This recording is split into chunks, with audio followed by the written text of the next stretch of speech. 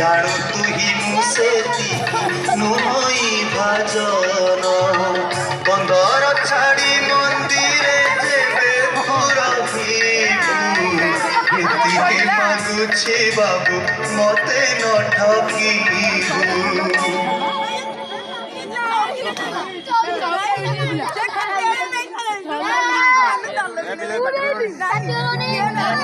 ବାପାଙ୍କ ସାଙ୍ଗରେ ଯାଇ ନୀଳମାଧବଙ୍କୁ ଦେଖିଲ, ମୋ ବୁଦ୍ଧିରେ ନୀଳକନ୍ଦରକୁ ବାଟ ଚିହ୍ନି ରଖିଲ। ଇଏ କେମିତିକା କଥା ଯେ ତୁମେ ଡରି ଯାଉଛ? ବାପା ତୁମର ଆସିଲେଣି? କଣ ହେଲା? ବିଦ୍ୟାପତି ତଳକୁ ମୁହଁ କରି ଠିଆ ହେଇଛି କାହିଁକି? ତମକୁ କହିବାକୁ ଡରୁଛନ୍ତି। ଡରୁଛି କାହିଁକି? ବହୁତ ଦିନ ହେଲା ଘରୁ ଆସିଲେଣି, ଭାବୁଛି ଟିକେ ଘରକୁ ଯିବି। ଇଏ ତ ଅତି ଭଲ କଥା, ଏଥିରେ ଡରିବାର କଣ ଅଛି? କହ କେବେ ଯିବୁ? ଏ ରାତି ପାଇଲେ ମୁଁ କଲ୍ୟାଣ କରୁଛି ବାପ, ତୁ ଭଲରେ ଭଲରେ ଯାଇ ଘରେ ପହଞ୍ଚିବୁ। ମୁଁ ଜାଣେ, ଠିକ ଜାଣେ, ତୁ ତୋ କୁଟୁମ୍ବ ପରିବାରଙ୍କୁ ଦେଖା କରି ତୋ କାମ ସାରି ପୁଣି ଫେରି ଆସିବୁ। ଲଳିତା, ରାତି ପାହିଲେ ଜୋଇ ମୋର ଯାତ୍ରା ଆରମ୍ଭ କରିବ। ଯା ସବୁ ଯୋଗାଡ଼ କରି ରଖ।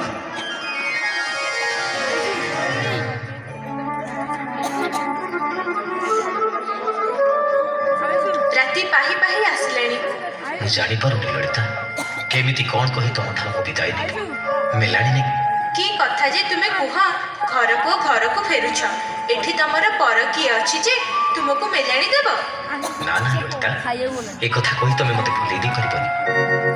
ଉଡ଼ିଲାଣି କୁଆଁ ତାରା ପ୍ରଭାତ ହେଲାଣି ଦିଅ ଗୋ ମେଲାଣି ବୋଲି ସ୍ଫୁରୁ ନାହିଁ ବାଣୀ ସାକ୍ଷୀ ରଖି ଜଗନ୍ନାଥ ଧରିଥିଲି ଯେଉଁ ହାତ ସେହି ହାତ ଧରି ପୁଣି କହୁଛି ଆସିବି ସତ୍ୟ।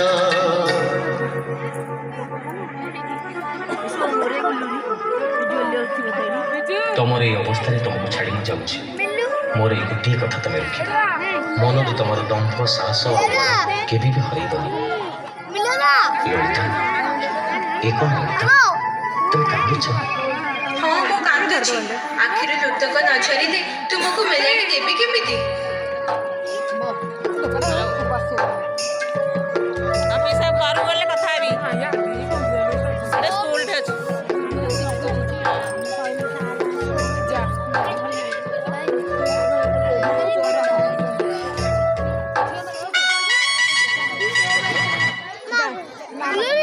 ମା ପାଖକୁ ଯାଏ ଆଉ ନାହିଁ ସେ ଦେଖେ ରାଜା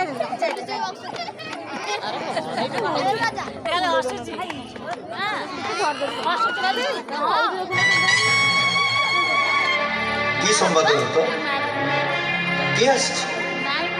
ବିଦ୍ୟାପତି ଫେରି ଆସିଛନ୍ତି ଛାମୁ। ବିଦ୍ୟାପତି ଫେରି ଆସିଛି? କାହିଁ ସେ? କେଉଁଠି? ନା ମୁଁ ନିଜେ ଯାଇ ତାକୁ ପାଛୋଟି ଆଣିବି। ଏଇ ତ ବିଦ୍ୟାପତି। ହଁ ମହାରାଜ, ମୁଁ ଫେରି ଆସିଛି ମହାରାଜ, ମୁଁ ଫେରି ଆସିଛି। ତମର ଆଖି ଦେଖି ତମର ମୁହ ଦେଖି ମୁଁ ବୁଝିପାରୁଛି ବିଦ୍ୟାପତି, ତୁମେ ଖାଲି ଫେରିନ। ତୁମେ ମୋର ଆରାଧ୍ୟ ଦେବତା ଶ୍ରୀ ଜଗନ୍ନାଥ ବିଷ୍ଣୁକୁ ଏ କଣ ବିଦ୍ୟାପତି, ତମ ଓଠରେ ହସ ଆଉ ଦୁଇ ଆଖି ଲୁହରେ ଢଳ ଢଳ। ମୋର ଯେଉଁ ଆଖିକୁ ଲୁହ ଢଳ ଢଳ ଦେଖୁଛନ୍ତି, ସେଇ ଆଖିରେ ମୁଁ ଦେଖି ଆସିଛି ନୀଳମାଧବ ରୂପରେ ପ୍ରଭୁ ଜଗନ୍ନାଥଙ୍କୁ। କୁହ କୁହ ବିଦ୍ୟାପତି, ଅଟକି ଗଲ ଭାଇ। ମହାରାଜାଙ୍କୁ ଏ ଶୁଭ ସମ୍ବାଦ ଆଣି ମୁଁ ଦେଇପାରିଛି, ସେଇ ଆନନ୍ଦରେ ମୋ କଣ୍ଠ ରୁଦ୍ଧ ହେଇଯାଉଛି। ତୁମେ ସୁବେଦୀ ବ୍ରାହ୍ମଣ ବିଦ୍ୟାପତି, ନୀଳମାଧବଙ୍କୁ ଦେଖି ତୁମେ ଧନ୍ୟ ହୋଇଛ, ଏ ମାଳବ ରାଜ୍ୟକୁ ଧନ୍ୟ କରିଛ। କୁହ କୁହ ବିଦ୍ୟାପତି, ସେ କେଉଁ ଦେଶ, କେଉଁ ଭୂମି, କେବେ କେମିତି କେଉଁଠି ତୁମେ ଦେଖିଲ ମୋର ପ୍ରାଣ ଦେବତାଙ୍କୁ? ପୂର୍ବ ସାଗର ତଟଭୂମି ସେଇଠି ନୀଳ ବନ୍ଦରରେ ବଟ ବୃକ୍ଷ ତଳେ ବିଜେ କରିଛନ୍ତି ପ୍ରଭୁ ନୀଳମାଧବ। ସେ ଶ୍ରୀମୁଖର ତୁଳନା ନାହିଁ, ସେ ପାଦ ପଦ୍ମର ପଟାନ୍ତର ନାହିଁ, ସେ କମଳ ନୟନର। ଥାଉ ଥାଉ ବିଦ୍ୟାପତି, ଏତିକି ମାତ୍ର କହି ତମେ ମୋତେ ଅମୃତ ସାଗରରେ ଭସାଇ ଦେଲ। ପ୍ରଭୁଙ୍କର प्रभुंकर एति गुण कीर्तन शुणी मो निजको आयत्तर रखिपार ना यही देख मोर समस्त देहरे पुलक जात है शुणी प्रभु नाम नाम संगे धाम पुलक जात मो देहे जे अंतरे बाहारे मानस पटरे विष्णु रूप खेली जाए जे देखे सबुठी विष्णु गगन रे विष्णु पवन रे विष्णु शून्य मंडल रे विष्णु जे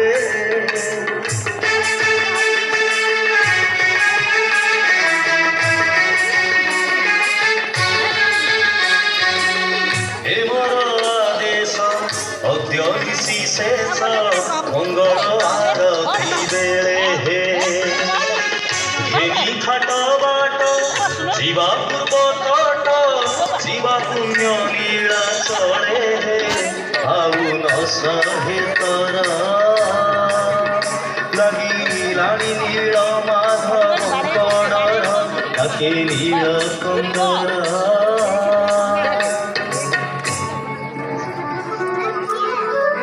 महाराणी गुंडीचा विजय करी शुभ संवाद शुଣିଲ ତ ରାଣୀ ସବୁ ଶୁଣିଛି ମନେ ମନେ କେତେ ସ୍ୱପ୍ନ ଦେଖିଛି ଠାକୁର ବିଜେ ହେବେ ପ୍ରତିଷ୍ଠା ପାଇବେ ପୂଜା ଅର୍ଚ୍ଚନା ହେବ ମଙ୍ଗଳ ଆରତୀ ବେଳେ ମୁଁ ଘଣ୍ଟା ବଜାଇବି ସନ୍ଧ୍ୟା ଆରତୀରେ ଶଙ୍ଖ ଫୁଙ୍କିବି ସୁନା ଥାଳିରେ ସର ସରପୁଳି ଅନ୍ନ ବ୍ୟଞ୍ଜନ ମଣ ହିଁ ବଢ଼ା ହେବ ତମର ସ୍ୱପ୍ନ ସଫଳ ହେବ ରାଣୀ ଜୀବନ ଆମର ଧନ୍ୟ ହେବ କାଲି ନୀଳକନ୍ଦର ଯାତ୍ରାରେ ମୁଁ ତୁମ ସହିତ ଯିବି ତ ମହାରାଜ प्रथमे तुम्हें ही तो स्वीकार बस देवपीठ को स्वामी सहित स्त्री न गले यात्रा जे सफल हुए ना जाओ विद्यापति तुम्हें जाओ यात्रा पाई प्रस्तुत हो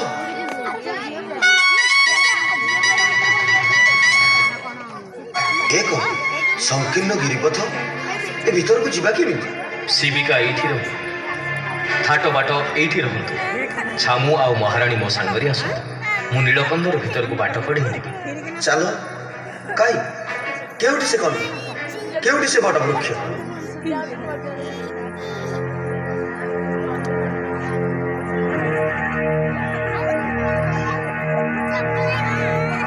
एई से नीलकंदर आउ एई से बट वृक्ष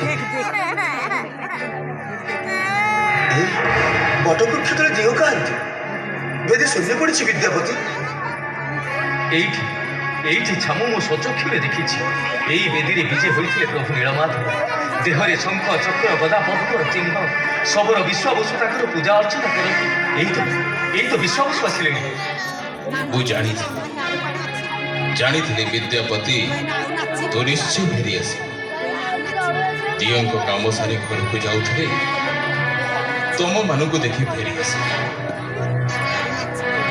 तमे विश्वावसु ହଁ ନୀଳମାଧବଙ୍କ ସେବକ प्रभु कांति ଏଇ ବେଦୀ ଉପରେ ବେଦୀ ଖାଲି ପଡ଼ିଛି ପ୍ରଭୁ ଗଲେ କୁଆଡ଼େ ମୋ ନୀଳମାଧବଙ୍କୁ ଏ କୁଆଡ଼େ ନେଇଗଲା मो कहूँ तुम्हें प्रभु को नहीं के उठे रुचि रखी ମୁଁ ଲୁଚେଇ ରଖିଛି ଏତେ କାଳ ପ୍ରଭୁ ତ ନିଜେ ଆସି ମୋ ନୀଳକନ୍ଦରରେ ଲୁଚି ରହିଥିଲେ ମୁଁ ତାଙ୍କୁ କୁଆଡ଼େ ଲୁଚେଇବି विद्यापति ये शबर को बंदी कर किंतु महाराज तुम्हें जानी न विद्यापति बणर शबर है राजा इंद्रद्युम्न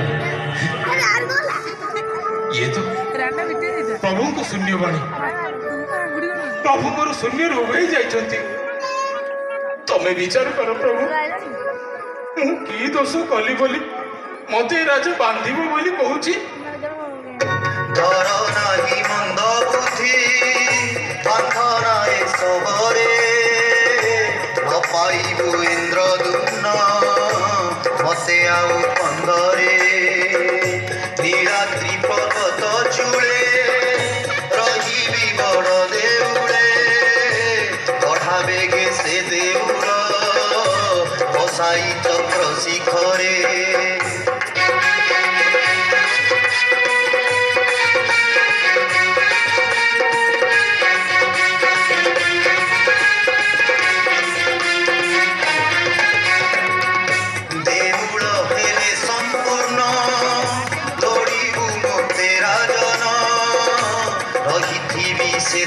ପ୍ରାଣ ତାରୁ ବ୍ରହ୍ମ ରୂପରେ। ହେ ପ୍ରଭୁ କରୁଣା ନିଧି, ତୁମର ଶୂନ୍ୟ ବାଣୀ ଶୁଣାଇ ଆମର ଏ ତୃଷିତ ପ୍ରାଣକୁ ତୁମେ ଶୀତଳ କରିଛ। ଆମର କୋଟି କୋଟି ପ୍ରଣାମ ଗ୍ରହଣ କର ପ୍ରଭୁ। ଆସ ବିଶ୍ୱାବସୁ, ତୁମକୁ କୋଳାଗ୍ରତ କରି ମୁଁ ଧନ୍ୟ ହୁଏ। ଧନ୍ୟ ସେ ନୀଳା।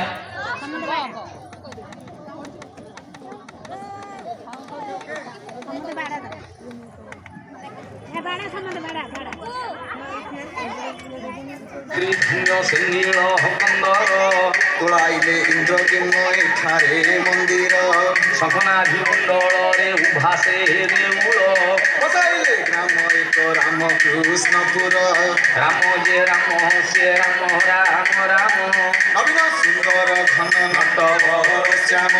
60 ହାତ ଦେଉଳ ଭିତରେ ରହିଲା। ବିଶାଚ ହାତ ଶୂନ୍ୟ ମାର୍ଗକୁ ଉଠିଲା। ରାମ ଯେ ରାମ ସେ ରାମ ରାମ ରାମ। ନବୀନ ସୁନ୍ଦର ଘନ ନଟବର ଶ୍ୟାମ। ଦେଉଳ ଉପରି ଭାଗେ କଳସ ସ୍ଥାପିତ। କଳସ ଉପରେ ନୀଳ ଚକ୍ର ସୁଶୋଭିତ। ରାମ ଯେ ରାମ ସେ ରାମ ରାମ ରାମ। ନବୀନ ସୁନ୍ଦର ଘନ ନଟବର ଶ୍ୟାମ। ମୋର ନିମନ୍ତ୍ରଣ ରକ୍ଷା କରି ଆପଣ ମନ୍ଦିର ପ୍ରତିଷ୍ଠା ପାଇଁ ଏ କ୍ଷେତ୍ରକୁ ଆସିଛନ୍ତି। ଏ ମୋର ପରମ ସୌଭାଗ୍ୟ ବ୍ରହ୍ମଦେବ। ଇନ୍ଦ୍ରଦ୍ୟୁମ୍ନ, ତୁମେ ମନ୍ଦିର ତୋଳେଇଲ, ଏ କ୍ଷେତ୍ରରେ ତମର ରାଜଛତ୍ର ଉଡ଼େଇଲ। ଦେଖ ତ, ଛତ୍ର ଚାମର ଉଡ଼େଇ ଏ କେଉଁ ରାଜା ଏଣିକି ଆସୁଛନ୍ତି? ମୁଁ ତ ତାଙ୍କୁ ଚିହ୍ନି ପାରୁନାହିଁ। କିଏ ତୁମେ ମହାଭାଗ? ମୁଁ ରାଜା ବାଲମାଧବ। ତମେ କିଏ? ମୁଁ ଇନ୍ଦ୍ରଦ୍ୟୁମ୍ନ। ତୁମେ ତେବେ କିଛି ଜାଣିନ ଗାଲମାଧବ? ଇଏ ହଉଛନ୍ତି ମାଳବାହାଧିପତି ମହାରାଜା ଇନ୍ଦ୍ରଦ୍ୟୁମ୍ନ। ଏ ମନ୍ଦିର ସିଏ ତୋଳେଇଛନ୍ତି। ପ୍ରତିଷ୍ଠା ପାଇଁ ମତେ ନିମନ୍ତ୍ରଣ କରି ଆଣିଛନ୍ତି। ହସିଲ କାହିଁକି? ହସିବି ନାହିଁ। ଏ କ୍ଷେତ୍ରରେ ରାଜା ମୁଁ। ଏ ମନ୍ଦିର ମୁଁ ତୋଳାଇଲି। ଆଉ ଇଏ କେଉଁଠିକାର କିଏ ଆସି କହୁଛନ୍ତି କ'ଣ ନା ମନ୍ଦିର ସେ ତୋଳାଇଛନ୍ତି। ଏ ବଡ଼ ବିଚିତ୍ର କଥା। କଣ କହୁଛ ଇନ୍ଦ୍ରଦ୍ୟୁମ୍ନ? ମନ୍ଦିର ମୁଁ ତୋଳାଇ ନଥିଲି, ବ୍ରହ୍ମଲୋକ ଯିବାର ସାହସ କରିନଥାନ୍ତି। ଗାଲମାଧବ, ତମେ କଣ କହୁଛ? ମୋର ସେମିତିକା ସାହସ ନଥିଲେ ଏତେ ବଡ଼ ଗୋଟାଏ ମନ୍ଦିର ମୁଁ ତୋଳାଇ ପାରିନଥିଲି। ଇଏ ଆହୁରି ବିଚିତ୍ର କାହାଣୀ। ତୁମେ ମନ୍ଦିର ତୋଳାଇଛ? କିଏ ସାକ୍ଷୀ ଅଛନ୍ତି? ମୁଁ ମନ୍ଦିର ତୋଳାଇଲି ବୋଲି ତ ମନ୍ଦିର ଏଠି ମୁଣ୍ଡ ଟିକେ ଠିଆ ହେବ। ଆଉ ସାକ୍ଷୀ କ'ଣ? ଇନ୍ଦ୍ରଦ୍ୟୁମ୍ନ, ତମର କେହି ସାକ୍ଷୀ ଅଛନ୍ତି? ଅଛନ୍ତି। ମୋର ସାକ୍ଷୀ ଏଇ କଳ୍ପ